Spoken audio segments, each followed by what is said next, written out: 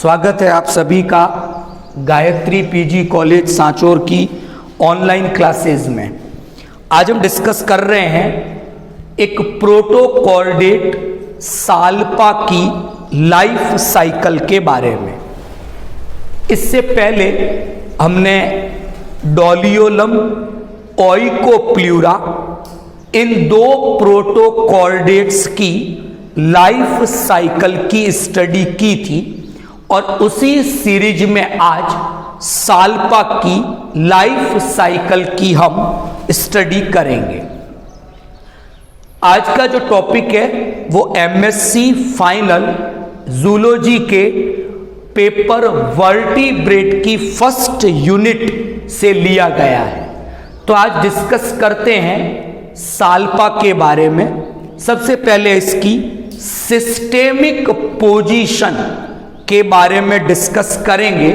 तो salpa phylum Chordata का एक मेंबर है और साल्पा, डोलियोलम, ओइकोप्ल्यूरा ये जितने भी कॉर्डेट्स हैं इन सभी को ग्रुप एक्रेनिया या प्रोटोकॉर्डेटा में रखा गया है। साल्पा जिस सब फाइलम से बिलोंग करता है उसका नाम है यूरोकॉर्डेटा, क्लास थैलिएसी है, ऑर्डर साल्पीडा, और आज हम जो जीनस डिस्कस कर रहे हैं वो है साल्पा। तो साल्पा डोलियोलम के समान एक प्रोटोकॉर्डेट एनिमल है और उसकी लाइफ साइकिल अब हम डिस्कस करेंगे। सबसे पहले इसकी हैबिटेट के बारे में डिस्कस करते हैं। तो जैसे बाकी के सभी प्रोटोकॉर्डेट्स मैराइन वाटर हैबिटेट में मिलते हैं, वैसे ही साल्पा भी एक मैराइन वाटर हैबिटेट एनिमल है और इसका जो डिस्ट्रीब्यूशन है वो वर्ल्ड वाइड है।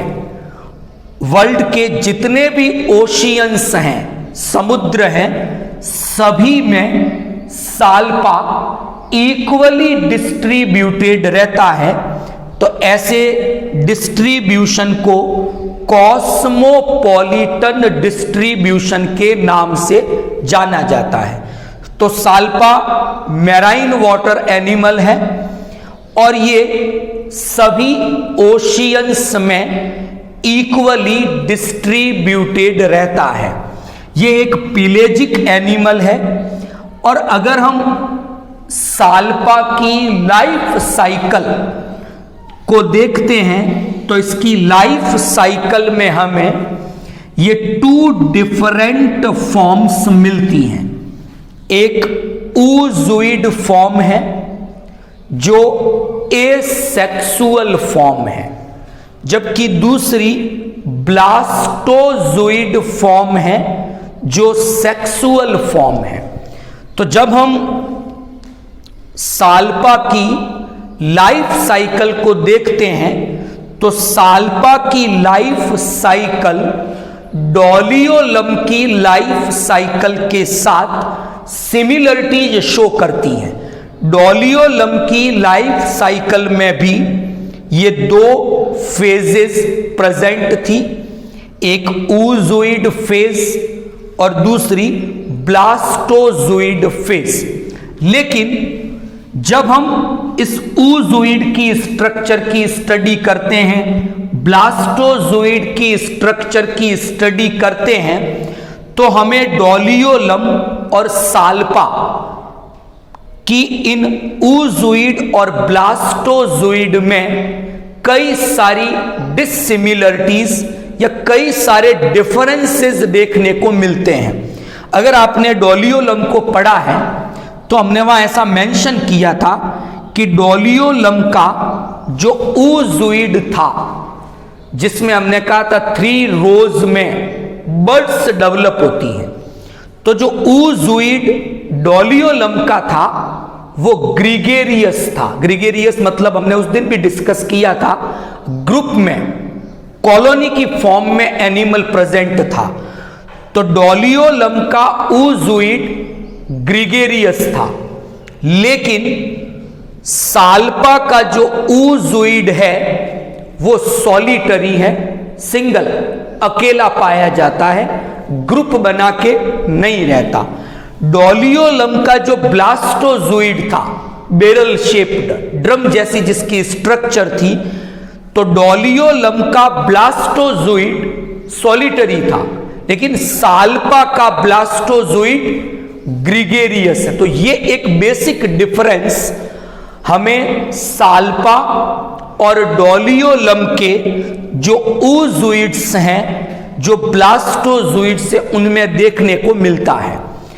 तो साल्पा की लाइफ साइकिल में हमें ये दो फेजेस, oozoid फेज जो सॉलिटरी है, एसेक्सुअल मेथड से रिप्रोडक्शन करती है, एक तो वो दिखाई देगी लाइफ साइकिल में। दूसरा लाइफ साइकिल में जो सेकंड फेज दिखेगी वो ब्लास्टोजोइड है, वो ग्रीगेरियस हैं और सेक्सुअल रिप्रोडक्शन मेथड के द्वारा रिप्रोडक्शन करती है। तो लाइफ साइकिल में ये दो फेजेस दिखती हैं, दोनों फेजेस एक दूसरे से बिल्कुल अलग हैं और इस कारण जो साल्पा है उसका हैबिट डाइमॉर्फिक है। Salpa is a dimorphic protochordate like Doliolum. जैसे डोलियोलम की लाइफ साइकिल में दो डिफरेंट फॉर्म्स मिलती हैं, वैसे ही साल्पा की लाइफ साइकिल में भी ये टू डिफरेंट फॉर्म्स दिखाई देती हैं। अब डिस्कस करेंगे इन दोनों फॉर्म्स की कुछ प्रॉपर्टीज के बारे में। पहले हम डिस्कस कर रहे हैं oozoid फॉर्म के बारे में। oozoid फॉर्म के बारे में कुछ बातें मैंने लिखी है कि जब हम मॉर्फोलॉजिकली एक्सटर्नली इस oozoid फॉर्म को देखते हैं तो ये हमें किसके जैसी दिखती है? It is looks like a prism. तो साल्पा का जो oozoid है वो हमें मॉर्फोलॉजिकली एक्सटर्नली किसके जैसा दिखेगा? It is looks like a prism. और सबसे इंपॉर्टेंट बात कि जो साल्पा का oozoid है ये बाईलैटरली सिमेट्रिकल है, इसमें बाईलैटरल सिमेट्री प्रेजेंट होती है। नेक्स्ट जो बात डिस्कस कर रहे हैं, oozoid सॉलिटरी है। सॉलिटरी का मीनिंग हम पहले भी डिस्कस कर चुके हैं। ओशियन में oozoid फॉर्म अकेली पाई जाएगी, सिंगल पाई जाएगी, वो कॉलोनी का फॉर्मेशन नहीं करती हैं। दूसरा, oozoid में बर्ड्स बनती हैं, जैसे डोलियोलम में हमने डिस्कस किया था, वैसे ही साल्पा का oozoid भी बर्ड्स बनाएगा और ये बर्ड्स आगे चलकर डेवलपमेंट में कौन सी फेज बना देगी? ब्लास्टोजोइड्स बना देगी। तो oozoid एसेक्सुअल मेथड से रिप्रोडक्शन करेगा, बर्ड्स का डेवलपमेंट करेगा और वो बर्ड्स आगे जाकर क्या बना देगी? ब्लास्टोजोइड्स का फॉर्मेशन कर देगी। तो पहली बात, oozoid जो फेज है वो सॉलिटरी है और एसेक्सुअल मेथड से रिप्रोडक्शन करती है। अब हम मॉर्फोलॉजी देखें तो टेस्ट प्रेजेंट है, एक थिन है और ट्रांसपेरेंट है। ऐसा ही डोलियोलम में था, डोलियोलम का टेस्ट भी ट्यूनिसिन से बना हुआ था, थिन था और ट्रांसपेरेंट था। तो वैसे ही साल्पा के जो oozoids हैं उसमें जो टेस्ट है वो ट्यूनिसिन का बना हुआ है, थिन है और ट्रांसपेरेंट है। तो टेस्ट ट्रांसपेरेंट होने के कारण इंटरनल ऑर्गन्स जितने भी हैं वो क्लियरली बाहर से विजिबल होते हैं। एंडोस्टाइल, फेरिंग्स, हार्ट, ये सभी स्ट्रक्चर हमें टेस्ट से दिखाई देती हैं। नेक्स्ट बात करेंगे दो ओपनिंग है अपोजिट एंड पर, ऐसा ही डोलियोलम में भी डिस्कस किया था। एक एंड पर ब्रेंकियल एपर्चर है जहां से वाटर की एंट्री होगी, ठीक इसके अपोजिट एंड पर एट्रियल एपर्चर है जहां से वाटर एग्जिट होगा, बाहर निकलेगा। तो सिमिलरली जैसा डोलियोलम में था वैसा ही साल्पा में है। ब्रेंकियल और atrial aperture are present on the opposite end. Branchial aperture से वाटर की एंट्री होगी, एट्रियल एपर्चर से वाटर बाहर निकलेगा। यहां पर 9 मसल बैंड्स प्रेजेंट है। टोटल जो मसल्स के बैंड है उनका नंबर कितना है? 9। लेकिन ये जो मसल के बैंड्स हैं ये दो टाइप के हैं। जो मसल का फर्स्ट बैंड है जो कहां प्रेजेंट होगा? At the end of branchial aperture. जिस सिरे पर ब्रेंकियल एपर्चर है वहां पर मसल का फर्स्ट बैंड होगा, और मसल का जो 9th बैंड है लास्ट वाला वो कहां पर प्रेजेंट होगा? जिस सिरे पर एट्रियल एपर्चर है।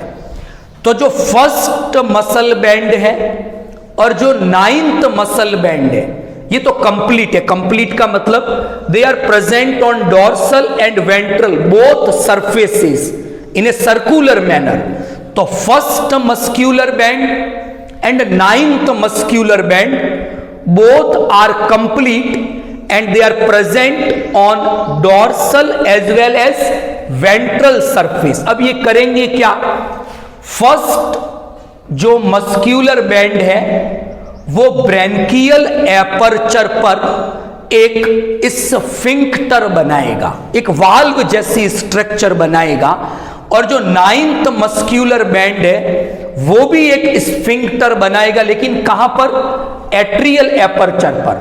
तो ये फर्स्ट और 9th जो मस्क्यूलर बैंड है जो कंप्लीट है दे फॉर्म स्फिंक्टर।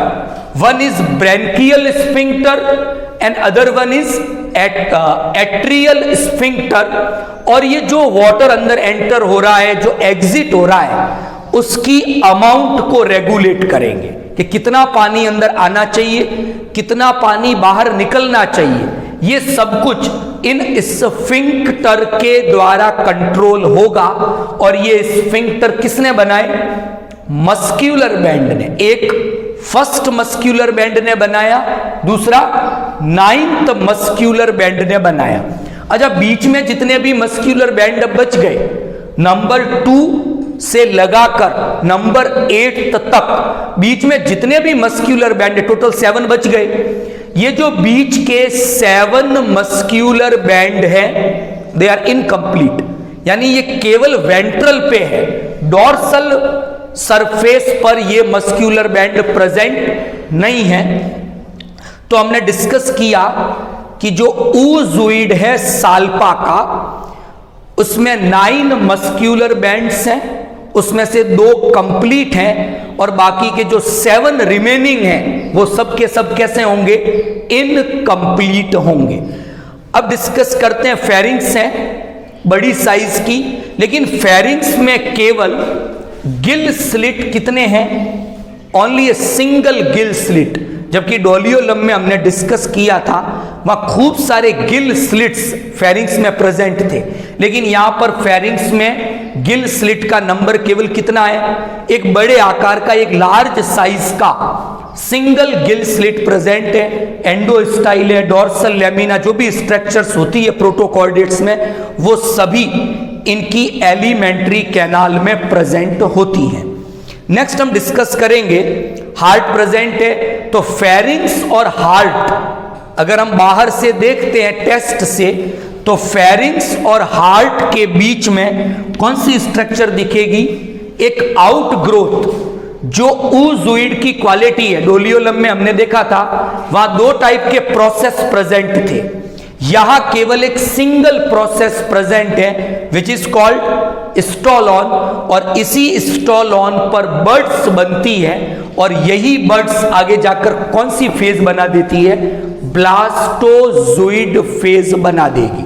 तो अभी हमने डिस्कस किया साल्पा की लाइफ साइकिल में प्रेजेंट फर्स्ट फेज के बारे में, जिसका नाम क्या था, oozoid। एक बात याद रखनी है, oozoid सॉलिटरी है और एसेक्सुअल फेज है।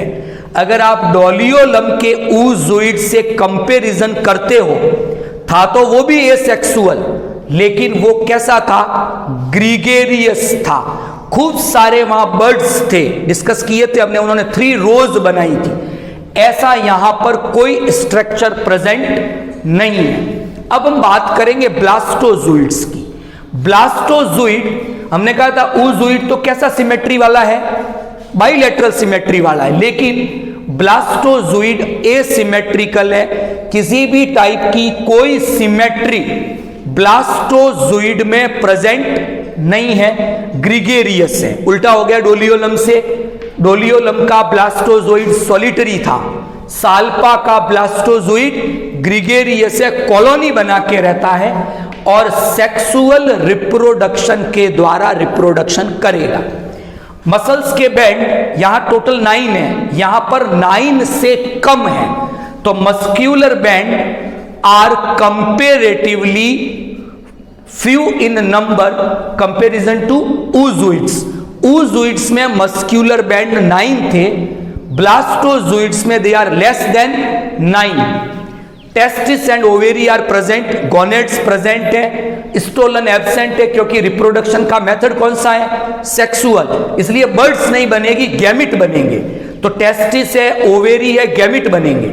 एक इंपॉर्टेंट बात जो हमें साल्पा के ब्लास्टोजोइड्स में दिखती है, वो मैंने यहां मेंशन की है कि fertilization and development are always internal, जबकि हमने डोलियोलम में डिस्कस किया था कि वहां फर्टिलाइजेशन भी एक्सटर्नल था, डेवलपमेंट भी एक्सटर्नल था। यहां ये दोनों प्रोसेस, गैमिट का फ्यूजन, गैमिट का आगे डेवलपमेंट, ये इंटरनल उस टेस्ट के अंदर, बॉडी प्रॉपर के अंदर होगा। किसी भी प्रकार का कोई लार्वल स्टेज प्रेजेंट नहीं है, जबकि डोलियोलम में एक टेल्ड लार्वा प्रेजेंट था। तो डायरेक्ट डेवलपमेंट है, डेवलपमेंट इंटरनल है, और डेवलपमेंट में हम देखते हैं एक फ्यूज्ड प्लेसेंटा बनता है, और प्लेसेंटा बन गया, इसलिए साल्पा कैसा एनिमल है, it is a viviparous animal. तो विविपेरिटी साल्पा के द्वारा एक्सप्रेस की जाती है। तो साल्पा अपने आप में एक यूनिक प्रोटोकॉर्डेट है, और ये प्रोटोकॉर्डेट विविपेरिटी शो करते हैं, और इनमें प्लेसेंटा डेवलप हो चुका है, और वो प्लेसेंटा फ्यूज्ड टाइप प्लेसेंटा होता है। तो ये हमने डिस्कस किया ब्लास्टोजोइड्स के बारे में। ये डेवलप होने के बाद किसका डेवलपमेंट कर देगा, oozoid का। तो लाइफ साइकिल में एक बार oozoid, नेक्स्ट बार ब्लास्टोजोइड, ऐसे बारी बारी से रिपीट होते जाएंगे। तो अल्टरनेशन ऑफ जनरेशन हमें साल्पा में क्लियरली विजिबल होती है। तो आज हमने डिस्कस किया साल्पा के लाइफ साइकिल के बारे में, किस तरह से ये डोलियोलम से सिमिलरिटी शो करता है ये डिस्कस किया, डोलियोलम से क्या डिफरेंसेस हैं साल्पा में हमने ये भी डिस्कशन किया, और कुछ इंपॉर्टेंट फीचर हमने डिस्कस किए कि कोई लार्वल स्टेज नहीं है, डेवलपमेंट डायरेक्ट हो रहा है, विविपेरिटी प्रेजेंट है साल्पा में, ये भी साल्पा का एक इंपॉर्टेंट फीचर है। तो आई थिंक आज का जो लेक्चर था साल्पा की लाइफ साइकिल के बारे में आपको समझ में आ गया होगा। Thank you all of you.